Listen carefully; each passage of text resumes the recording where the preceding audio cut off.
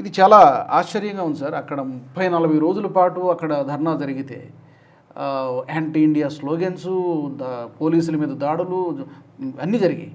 దానికి ఇంటర్నేషనల్గా పెద్ద కవరేజ్ వచ్చింది. ఇక్కడ జార్ఖండ్లో నిజమైనటువంటి స్టూడెంట్స్ ప్రొటెస్ట్ జరుగుతోంది. ఒక్క పొలిటికల్ లీడర్ లేడు, ఒక జెండా లేదు, ఓన్లీ ట్రై కలర్ జెండా తప్పితే అక్కడ ఏం కనిపించట్లేదు.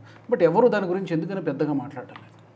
మీకు పబ్లిసిటీ ఎక్కడ వస్తుంది? పొలిటికల్ లీడర్ ఎందుకు వస్తారు ఒక డెమాన్స్ట్రేషన్కి? ఆయనకి పబ్లిసిటీ కావాలి.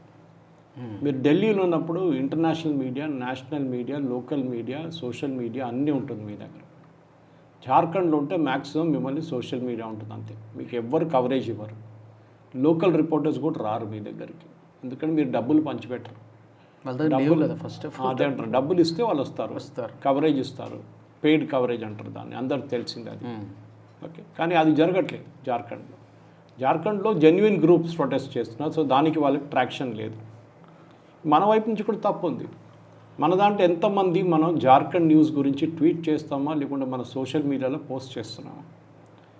మొన్న జార్ఖండ్ ఒక మినిస్టర్ ఒక స్టేట్మెంట్ ఇచ్చారు, మేము అన్నీ మాట్లాడుకున్నాం, అన్నీ అయిపోయినాయి, మొత్తం చర్చలంతా బాగా జరిగింది, లాస్ట్ మినిట్లో బీజేపీ వాళ్ళు వచ్చి దూరిపోయారు, దాంతో మొత్తం సిచ్యువేషన్ మళ్ళీ బ్యాక్ టు స్క్వేర్ వన్ వెళ్ళిపోయిందని. అక్కడే తెలుస్తుంది మీకు దట్ బీజేపీ భాష కరెక్ట్ పని చేశారేమో. అది ఢిల్లీలో వాళ్ళ వ్యతిరేకంగా, వాళ్ళ గవర్నమెంట్ వ్యతిరేకంగా ఆమ్ ఆద్మీ పార్టీ చేసిన ప్రొటెస్ట్, ఈ సీజేపీకి ఆమ్ ఆద్మీ పార్టీది అది అందరు తెలుసు, nothing new about it. So Aam Aadmi Party protest ఢిల్లీలో జరిగినప్పుడు దానికి సపోర్ట్గా మెటా నుంచి, ట్విట్టర్ నుంచి, మిగతా అన్ని సోర్సెస్ నుంచి డబ్బులు కోట్లు పెట్టి ఖర్చు చేశారు.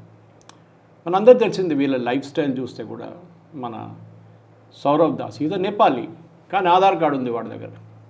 వాళ్ళ మదర్ అండ్ ఫాదర్ పాండిచేరిలో ఉంటారని నిన్న పోలీసు వాళ్ళు చెక్ చేశారు. దానికి ఆడు కోపం కొడుతున్నాడు, ఎందుకు చెక్ చేస్తున్నారు పోలీసు వాళ్ళు మా మదర్ డాక్యుమెంటేషన్, మా ఫాదర్ డాక్యుమెంట్? ఎందుకంటే ఇదే సౌరవ్ దాస్ కొన్ని సంవత్సరాల ముందు ఓపెన్గా అడ్మిట్ చేశారు, నేను I'm Nepali guy staying in India అని చెప్పేసి, స్టడీస్కి వచ్చాను ఇక్కడ అని చెప్పి. Amity international is Nepali. Okay, so is no right to, you can stay in India. నేపాలీస్కి రైట్ ఉంది ఇండియాలో ఉన్నాడు, కానీ ఆధార్ కార్డ్ ఏంటి? రెంటల్ అగ్రిమెంట్ చేసుకున్నారు ఢిల్లీలో, 10 లక్షల రూపాయల ప్రతి నెల రెంట్ ఉన్న ఇంట్లో ఉన్నారు ఆయన. ఏ ఆదాయం లేదు, జీరో రెవెన్యూ, కానీ $2.85 మిలియన్ ఒక యుఎస్ ఫండ్ నుంచి డైరెక్ట్గా వితౌట్ FCRA రూట్ ఆయన ఖాతాలో పడ్డది వచ్చి. నా ప్రశ్న అడగడానికి నేను ఇదే ఒకటే అడుగుతాను, కానీ మన ఇంటెలిజెన్స్ ఏజెన్సీస్ ఏం చేస్తున్నారు? మన IT డిపార్ట్మెంట్ ఏం చేస్తున్నారు? FCRA లేకుండా $2 మిలియన్ వచ్చి పడ్డం అంటే తమాషానా? వైర్ అనే పబ్లికేషన్కి ఇదే ఠాకూర్ ఫ్యామిలీ, అదొక ఫ్యామిలీ ఉంది యూఎస్లో, వాళ్ళు $28 మిలియన్ ఇచ్చారు వైర్ అని పబ్లికేషన్కి, which is a communist Siddharth Varadarajan led publication. వాళ్ళ 10 ఆర్టికల్స్లో 10 ఆర్టికల్స్ మోదీ విరుద్ధంగా ఉంటుంది, 5 ఆర్టికల్స్ ప్రో జిహాదీగా ఉంటారు, ఒక 2 ఆర్టికల్స్ ప్రో చైనా ఉంటుంది. ఇదే వాళ్ళ నార్మల్ ఎడిటోరియల్ స్టాండర్డ్ ఎజెండా అదే ఉంటుంది. ఇప్పుడు మనం అడగాల్సిన, మన గవర్నమెంట్ ఎందుకు మెటా మీద చేసిన ఆరోపణ మీద ఎందుకు ఓపెన్ డిస్క్లోజర్ ఇవ్వట్లేదు? సారీ చెప్తే వదిలేసినట్టే. సారీ అయిపోయిందా? ఒక మనిషిని చంపిన తర్వాత ఐఎమ్ సారీ అంటే అయిపోతుందా? అదే శిక్షించాల్సిందే. డబ్బులు ఇచ్చారు మెటాకి, మెటా అడ్మిట్ చేశారు, ఎంత ఇచ్చారు చెప్పండి, ఎవరు ఇచ్చారని చెప్పండి. ఎందుకంటే మెటా ఈజ్ ఓపెన్, వాళ్ళు హైడ్ చేయలేరు. వాళ్ళు ప్రతిదానికి రెసీట్ ఇస్తారు మీకు.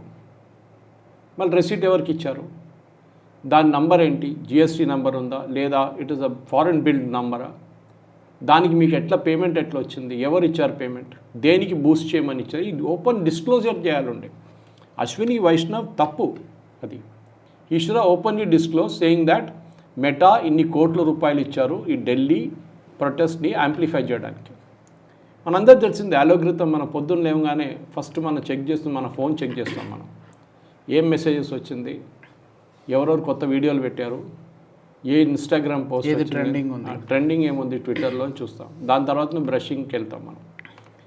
మన లైఫ్ మొత్తం డిక్టేట్ చేస్తుంది అలోగ్రిథమ్స్. మీరు రాంచీ అని కొట్టి చూడండి, మీకు అలోగ్రిథమ్స్ కనిపించవు.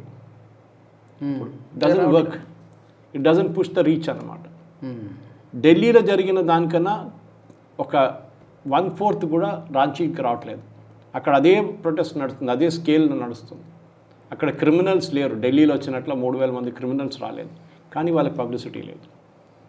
ఎందుకు out of sight out of mind అంటారు దీన్ని. ఎక్కడో ఉన్న రాంచి ఎవడు వెళ్తాడు అక్కడ?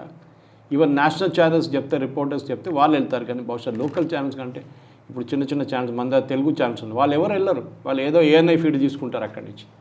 ఈ వీడియో మీకు నచ్చినట్టయితే లైక్ చేయండి, 10 మందికి షేర్ చేయండి. అలాగే కామెంట్ల రూపంలో మీ అభిప్రాయాలను మాతో పంచుకోండి. Nationalist hub group of channels ను సబ్స్క్రైబ్ చేసుకుని తెలుగునాట జాతీయవాద జర్నలిజాన్ని ప్రోత్సహించండి. ఈ వీడియో కింద ఉన్న బెల్ ఐకాన్ పై క్లిక్ చేయడం మర్చిపోవద్దు.